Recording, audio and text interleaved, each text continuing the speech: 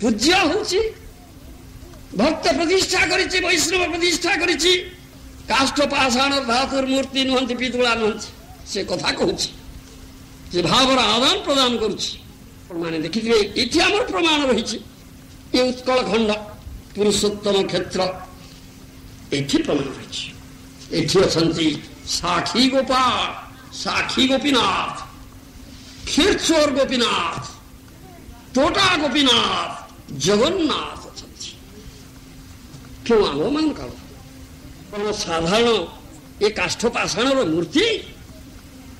ଅଭକ୍ତ ଯେ ସେ ଦେଖିପାରୁନି, ସେ କହୁଛି ପିତୁଳା ପୂଜା କରୁଛ। ବାସଣ୍ଡୀ ନାରକ ଯେ ଭକ୍ତ ସେ ଦେଖୁଛି। ଆମର କଥା ଅଛି, ସାକ୍ଷୀ ଦେବା ପାଇଁ ଆସିଥିଲେ ସାକ୍ଷୀ ଗୋପାଳ ଅଛନ୍ତି, ସାକ୍ଷୀ ଗୋପୀନାଥ। ସେ ବିଗ୍ରହ ଆସିଗଲେ ସାକ୍ଷୀ ଦେବା ପାଇଁ। ବିପ୍ର ସାନ ବିପ୍ର ତୀର୍ଥ କରି ଯାଇଥିଲେ, ନାନା ତୀର୍ଥ ବୁଲିଲେ, ଶେଷରେ ବୃନ୍ଦାବନକୁ ଆସିଲେ, ଗୋପାଳ ମନ୍ଦିରକୁ ଗଲେ, ଗୋପାଳଙ୍କର ଦର୍ଶନ କଲେ। ବଡ ବିପ୍ର ସେଇଠି କହିଲା ସାନ ବିପ୍ରକୁ, ଆହା ତୁମେ ମୋର ବହୁତ ସେବା କଲ, ତା ନହେଲେ ମୁଁ ତୀର୍ଥଯାତ୍ରା କରିପାରିନଥାନ୍ତି, ତୁମେ ଯଦି ମୋ ସାଥିରେ ନ ଆସିଥାନ୍ତ, ମୋ ସଙ୍ଗରେ ନଥାନ୍ତ, ମୁଁ ବୃଦ୍ଧ ଲୋକ, ମୋର ବହୁ କାୟ କ୍ଲେଶ ଅଛି, ମୁଁ କରିପାରିନଥାନ୍ତି। ତୁମେ ବହୁ ସେବା କରିଛ, ମୁଁ ବଡ଼ ପ୍ରୀତ ହେଇଛି ତୁମ ଉପରେ, ମୋର କନ୍ୟାକୁ ମୁଁ ତୁମକୁ ଦାନ କରିବି। ସାନ ବିପ୍ର କହୁଛି, କଣ ଆପଣ ଏପରି କଥା କହୁଛନ୍ତି, କିନ୍ତୁ ଏ କଥା ରକ୍ଷା କରିପାରିବେ ନା ଆପଣ? କାହିଁକି ନା ଆପଣ ଯେତେବେଳେ ଗାଁକୁ ଫେରିଯିବେ ବିରୋଧ ଆସିବ ଏଥିରେ। ଆପଣ ପତ୍ନୀ ବିରୋଧ କରିବ, ଆପଣ ପୁତ୍ର ବିରୋଧ କରିବ, ଭାଇ ବିରୋଧ କରିବ, ବନ୍ଧୁବାନ୍ଧବ ବିରୋଧ କରିବେ। କାହିଁକି? ମୋର କନ୍ୟା ମୁଁ ଦେବି, ମୁଁ କନ୍ୟା ଦାନ କରିବି, ମୁଁ ପିତା, ବିରୋଧ କଣ? ନା ବିରୋଧ କରିବେ, ଆପଣ ତାଙ୍କର କଥା ଏଡ଼ିପାରିବେ ନା। ମୋର କୌଣସି ଯୋଗ୍ୟତା ନାହିଁ ଆପଣ କନ୍ୟା ଗ୍ରହଣ କରିବା ପାଇଁ। ଆପଣ ଉନ୍ନତ ବ୍ରାହ୍ମଣ, ମୁଁ ନୀଚ ବ୍ରାହ୍ମଣ, ହଳୁଆ ବ୍ରାହ୍ମଣ, ମୋର ପାଣ୍ଡିତ୍ୟ ନାହିଁ, ମୋର ଖଟା, ମୋର ଧନ ନାହିଁ, ମୁଁ ଗରିବଟା, ମୋର ତ କିଛି ଯୋଗ୍ୟତା ନାହିଁ, ଆପଣ କନ୍ୟା ଦେବେ, ତ ବିରୋଧ ନା, ମୋର କନ୍ୟା ମୁଁ ଦାନ କରିବି, ବିରୋଧ କିଏ କରିବ? ଆଚ୍ଛା ଆପଣ ତାହେଲେ ସାକ୍ଷୀ ରଖନ୍ତୁ ଗୋପାଳକୁ।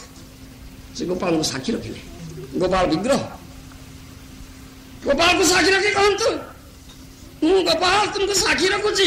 ଆମେ ଉଭୟ ସାକ୍ଷୀ ମାନିଲେ, ମୁଁ ମୋର କନ୍ୟାକୁ ଦାନ କରିବେ, ଏ ସାକ୍ଷୀ ମାନିଲେ। ଗୋପାଳ ଆପଣ ସାକ୍ଷୀ ରହିଲେ, ଦରକାର ପଡ଼ିଲେ ଆପଣଙ୍କୁ ସାକ୍ଷୀ ଦେବା ପାଇଁ ପଡ଼ିବ। ଏ ଭକ୍ତ କହିଯିବ ନା କିଏ କହିବ? ଭକ୍ତ କଥାବାର୍ତ୍ତା ହୁଏ। ତୁମର ଯଦି ଭକ୍ତି ଅଛି, ତୁମର ଭକ୍ତି ଚକ୍ଷୁ ଅଛି, ଦେଖ ସେ ବିଗ୍ରହ, ସେ ସାଧାରଣ ବିଗ୍ରହ ପ୍ରତିମା ନୁହେଁ, ସେ କିପରି ସାକ୍ଷାତ ବ୍ରଜେନ୍ଦ୍ର ନନ୍ଦନ। ତା ସାଙ୍ଗରେ କଥାବାର୍ତ୍ତା କର, ସେ କେମିତି କଥା କହୁଛି। ଭାବ ବିରୋଧୀ ଆହୁରି ଭାବକୁ ନିକଟ, ଅଭାବକୁ ଦୂର। ତୁମର ହୃଦଗତ ଭାବ ଅଛି ତ ସେ ତମ ନିକଟ କରୁଛି, ଭାବ ନାହିଁ ଦୂର। ଏ ଭକ୍ତ ଭାବ, ଭକ୍ତି ଭାବ, ଶୁଦ୍ଧ ପ୍ରୀତିର ଭାବଟା ସାକ୍ଷୀ ମାନିଲେ। ସେଠୁ ଫେରି ଆସିଲେ। ସାନ ବିପ୍ର ତାର ଘରୁ ଗଲା, ବଡ ବିପ୍ର ତାର ଘରୁ ଗଲା। ଘରେ ତାର କଥା କହିଲା, ମୁଁ ଏପରି କହିଛି, ତାକୁ ସନ୍ନ୍ୟା ଦେଇ ତାର ବିରୋଧ। ତା ପୁଅ କହିଲା, ତା ଭାଇ କହିଲା, ରାଜା ଠିକ ସେ କାରଣ ଯୋଗ୍ୟ, ଏଇଟା আমি উচ্চ ব্রাহ্মণ, সেটা নিচ ব্রাহ্মণ, তার গরিবটা, ধন নাই, মূর্খটা, পাশার পড়ি নাই, বিদ্যা নাই, কিছু না, হেডে কন্যা নেওয়া ପାଇଁ যোগ্য নাই। আরে ମୁଁ ସାକ୍ଷୀ ମାନିଛି ପରା ଗୋପାଳକୁ। ବେଶ ଗୋପାଳକୁ ସାକ୍ଷୀ ମାନିଛି, ପାଷାଣ ମୂର୍ତ୍ତି, ପାଷାଣ ମୂର୍ତ୍ତି, ପିତୁଳା କୋଉଠି ସାକ୍ଷୀ ଦେଲେଣି ନା କି? ଏଇଟା ଗୋଟେ କଥାଟା, ଏଇଟା କି କଥା? ବିଶ୍ୱାସ ନାହିଁ। ପିତୁଳା, ପିତୁଳା କରୁଛନ୍ତି। ଅଚ୍ଛେଷାଧୀର, অচ্ছিষাধীর গুরু সুনরমতি বৈষ্ণবে জাতি বুঝি পাশন্ডিস নারকিস পদ্ম পুরাণে কথা কହୁଛି। অর্চাবতার বিগ্রহ প্রতিষ্ঠিত হইଛନ୍ତି, ପୂଜା ପାଉଛନ୍ତି, ଯାହା କହିଲି ପ୍ରାଣ ପ୍ରତିଷ୍ଠା କରିଛି ବୈଷ୍ଣବ। ସେ ସାଧାରଣ ଶିଳା ପାଷାଣର ମୂର୍ତ୍ତି ନୁହେଁ, କାଷ୍ଠ ପାଷାଣର ମୂର୍ତ୍ତି ନୁହେଁ, ଧାତୁ ମୂର୍ତ୍ତି, ପିତୁଳା ନୁହେଁ, ସେ ସାକ୍ଷାତ ବ୍ରଜେନ୍ଦ୍ର ନନ୍ଦନ। ନାମ ରୂପ ବିଗ୍ରହ ତିନ ଚିଦାନନ୍ଦମୟ, ତିନେ ଭେଦ ନା। ଏ ଭେଦ ଦେଖିବ କହିବ ପାଷଣ୍ଡୀ ନାରକୀ।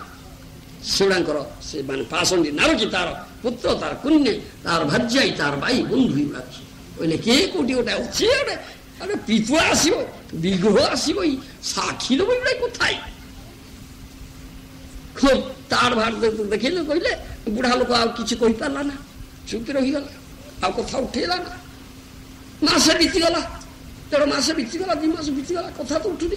ସାନ ବିପ୍ର କହିଲା କିରେ କଣ ଏତେ କଥା କହୁଥିଲା, କାହିଁ ତ କିଛି କଥା ଉଠୁନି। ଦିନେ ଆସିଲା, ଗାଁକୁ ଯେମିତି ଆସିଲା, ପଚାରିବା ପାଇଁ ଆସିଛ, ତା ପୁଅ ତା ଭାଇ ବନ୍ଧୁ ଠେଙ୍ଗା ଧରିବାରେ ପିଟିକି ତ ମୁଣ୍ଡ ଫଟେଇ ପଳାଇବ, ମୋ ବାପାକୁ ଧୁତୁରା ଦେଇ ତା ମୁଣ୍ଡ ପାଗଳ କରିକିରି ଆଇছে ଆମ କନ୍ୟାକୁ ବାହା ହବ ବୋଲି ୟା କହିକିରି ପିଟିବା ପାଇଁ ବାହାରିଲେ। ସେ ସବୁଠୁ ପଞ୍ଚ ଡକେଇଲା, ମୁଖିଆ ଲୋକମାନଙ୍କୁ ଗାଁ ଡକେଇଲା, ଆଜ୍ଞା ଆପଣମାନେ ବିଚାର କରନ୍ତୁ, ନ୍ୟାୟ କରନ୍ତୁ। ଆମେ ଯାଇଥିଲୁ ତୀର୍ଥ କରି ଏପରି କଥା ବୃନ୍ଦାବନରେ ଗୋପାଳ ମନ୍ଦିରରେ ଏ କଥା କହିଲେ, ବର୍ତ୍ତମାନ ଏମାନେ ମୁଁ ଆସିବାରୁ ପିଟିବାକୁ ବାହାରୁଛନ୍ତି। ପଞ୍ଚ ସବୁଠୁ କହିଲା ସାକ୍ଷୀ କିଏ? ସାକ୍ଷୀ ଗୋପାଳ, ବୃନ୍ଦାବନରେ ଗୋପାଳ ସାକ୍ଷୀ ଅଛନ୍ତି, ମନ୍ଦିରରେ ସାକ୍ଷୀ ରଖି କଥା କହିବେ, ସେ ଆସିବେ ସାକ୍ଷୀ ଦେବେ। ହଁ ନିଶ୍ଚୟ ଆସିବେ, ଆମେ ସାକ୍ଷୀ ମାନେ ଆସିବେ ନା। ଭକ୍ତ କହିପାରିବ ଏ କଥା, ଆଉ କିଏ କହିବ? ଭକ୍ତର ପୂର୍ଣ୍ଣ ବିଶ୍ୱାସ ଅଛି, ଏ ଶ୍ରଦ୍ଧାର କଥା, ଏ ପୂର୍ଣ୍ଣ ବିଶ୍ୱାସର କଥା। ବିଶ୍ୱାସ ମିଳେ ହିଁ କୃଷ୍ଣ, ଥର୍କେ ବହୁତ। ତୁମର ବିଶ୍ୱାସ ନାହିଁ, ପାଇବ କୁଆଡେ ବାପା? ଏ ଶ୍ରଦ୍ଧାର କଥା।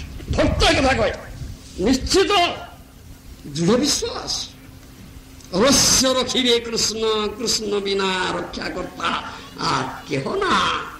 কৃষ্ণ যে রক্ষক আর পালক আমার। ইরে মোর পালক কি? মতে কিয়ে লালন পালন করছি, মতে কিয়ে রক্ষা করছি কি? কৃষ্ণ। কৃষ্ণ যে রক্ষক আর পালক আমার, কৃষ্ণ বিনা রক্ষা করতে আর কেহ না। কৃষ্ণ ছাড়া কে রক্ষা কর্তা নুহতি? কৃষ্ণ একমাত্র রক্ষক।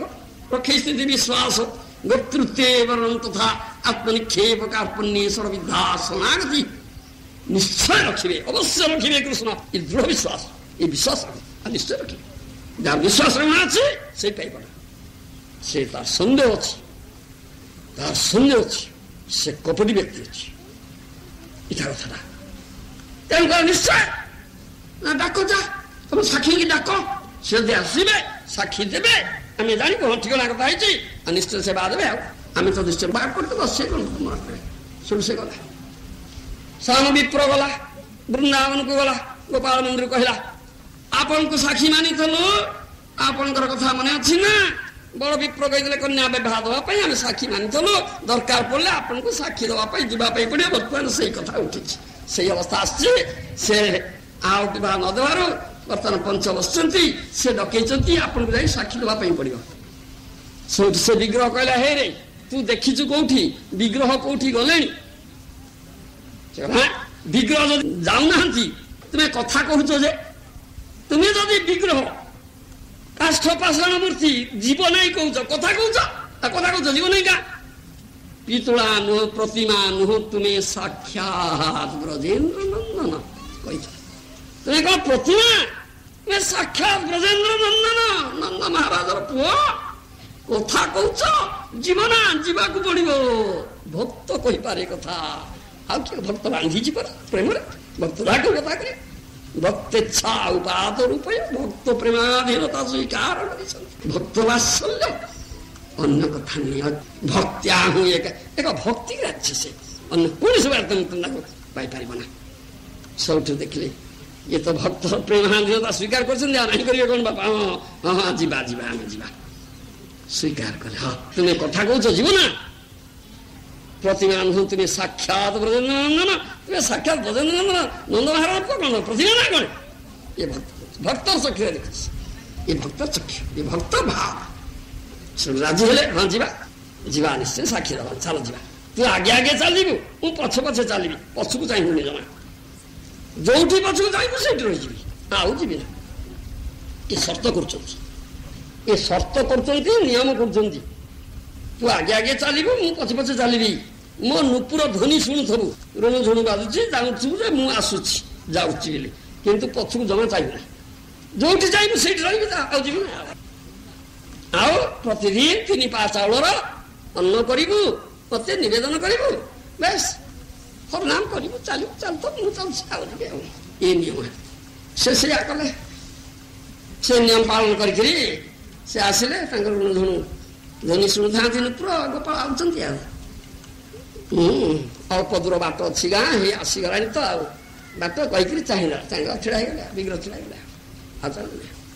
ସେଠୁ ଯାଇକରି ଖବର ଦେଲା, ଆଜ୍ଞା ଗୋପାଳ ଆସିଛନ୍ତି ସାକ୍ଷୀ ଦେବା ପାଇଁ ଆସନ୍ତୁ ଆପଣ ସମାଧାନ ରେ ପିତୁଳା ଆସିଛି ରେ ବିଗ୍ରହ ଆସିଛି ରେ ସାକ୍ଷୀ ଦେବା ପାଇଁ ଯେତେବେଳେ କହିଲେ ବିଗ୍ରହ ଆସିଛି ସାକ୍ଷୀ ଦେବା ପାଇଁ ତାହେଲେ ମିଥ୍ୟ କାରଣ କଥା ଅଛି ସତ କଥା ଆଉ ଏମାନେ ଏତେ କାଣ୍ଡ କରୁଛନ୍ତି ଆଉ ପଞ୍ଚ କହିଲେ ନା ଏ ସତ କଥା ସାକ୍ଷୀ ଦେବା ପାଇଁ ଆସିଛନ୍ତି ବୃନ୍ଦାବନରୁ ଆସିଲେ କୋଉ ଦାକ୍ଷିଣାତ୍ୟର ବରାହ ନଗରକୁ ଚାଲି ଆସିଲେ ସାକ୍ଷୀ ଗୋପାଳ ଅଟନ୍ତି ସତ୍ୟବାଦୀରେ ବର୍ତ୍ତମାନ ସୁଦ୍ଧା